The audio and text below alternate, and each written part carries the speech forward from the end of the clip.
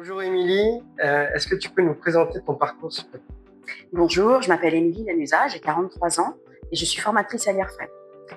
J'ai travaillé durant une quinzaine d'années à Paris pour des groupes internationaux en tant qu'assistante fonction de support, de manager, notamment pour le groupe américain Johnson & Johnson et pour le groupe d'ingénierie français Aegis. J'étais en charge d'assister toute une équipe de directeurs commerciaux pour répondre à des appels d'offres un petit peu partout dans le monde. C'était un univers hyper stimulant. Et j'ai décidé de revenir dans ma Charente-Maritime natale. Et malheureusement, je n'ai pas retrouvé le même type de poste que ce que j'avais précédemment.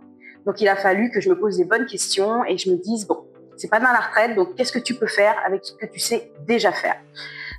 J'ai par la suite été accompagnée par France Travail et j'ai pu bénéficier du dispositif Actif Projet qui m'a permis de cibler mes envies et ce que je voulais faire pour cette seconde vie professionnelle.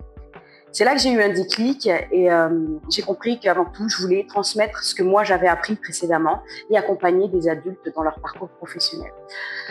J'ai donc passé le titre professionnel de formateur professionnel d'adultes. Alors après ma certification, l'IRFEP m'a contacté pour une remise à niveau bureautique et numérique sur le site d'Angoulême. Visiblement, ça s'est très bien passé puisque juste après, on m'a contacté pour accompagner un groupe de secrétaires assistantes médico-sociales en présentiel à Saintes. Et aujourd'hui, j'accompagne 18 apprenantes en format hybride sur le type professionnel secrétaire assistante médico-sociale et c'est un vrai plaisir au quotidien. Pro SAMS, secrétaire assistant médico-social, est devenu depuis peu de temps secrétaire assistant médico-administratif. Ce titre donc vise à préparer des personnes à travailler dans des structures médicales, que ce soit en hôpital, en clinique, en centre de soins, ou cabinets médicaux. Le titre s'articule autour de deux grands blocs. Le premier bloc va être autour de l'accueil et la gestion administrative du patient et le second bloc autour de l'assistanat d'une équipe de professionnels de santé. J'aime avant tout transmettre un savoir-faire professionnel concret et des savoir-être qui sont indispensables finalement aussi bien dans les domaines de la communication, de l'accueil ou du soutien administratif.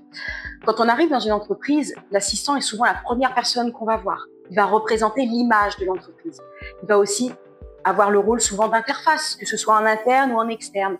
Donc j'aime avant tout transmettre ces valeurs d'organisation, de rigueur aussi dans le travail, mais aussi cette posture professionnelle qui comprend bien sûr la discrétion et le secret professionnel qui sont indispensables dans ce type de métier.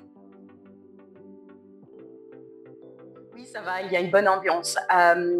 J'aime surtout utiliser la ludopédagogie en fait en formation pour adultes parce que je pense que ça permet de faciliter les apprentissages et c'est important de pouvoir apprendre en s'amusant. On a très souvent des fous rires, je l'avoue. Bon, parfois j'y suis peut-être pour quelque chose parce que malgré la distance avec la caméra, si je peux danser ou chanter devant la caméra, j'hésite pas. Donc oui, effectivement, il y a de nombreux fous rires, mais attention, on travaille, c'est du sérieux. Oui, ça, j'en ai plusieurs, mais c'est vrai qu'il y a une petite anecdote qui me revient en tête. C'était en tout début de formation avec ce groupe de SAMS en hybride. J'avais constitué différents groupes et au moment de récupérer toutes les apprenantes pour les réintégrer dans la salle principale, j'ai mis quand même quelques minutes à m'en rendre compte. Et d'ailleurs, c'est une apprenante qui m'a dit « Mais Émilie, il manque du monde ». Et j'avais oublié 2 apprenantes dans une salle. Elles attendaient sagement que je vienne les récupérer. Donc, on a bien rigolé et on en rigole d'ailleurs encore aujourd'hui. Ça nous a valu notre premier fou rire distancié. Je lui dirais d'assister aux réunions d'information collective. Il y en a régulièrement. Ça permet de poser les questions. Ça permet d'échanger aussi avec l'équipe de l'IRFEP qui est là pour répondre aux questions. C'est tout à fait normal d'avoir des doutes et des questionnements quand on change de cap professionnel. Donc n'hésitez pas et rejoignez-nous en réunion d'information collective. Ah, moi, c'est Team Thé et Infusion, mes collègues le savent. À chaque pause, je suis à la bouilloire. Et je suis pas contre non plus un petit chocolat ou un bon qui traînerait par là.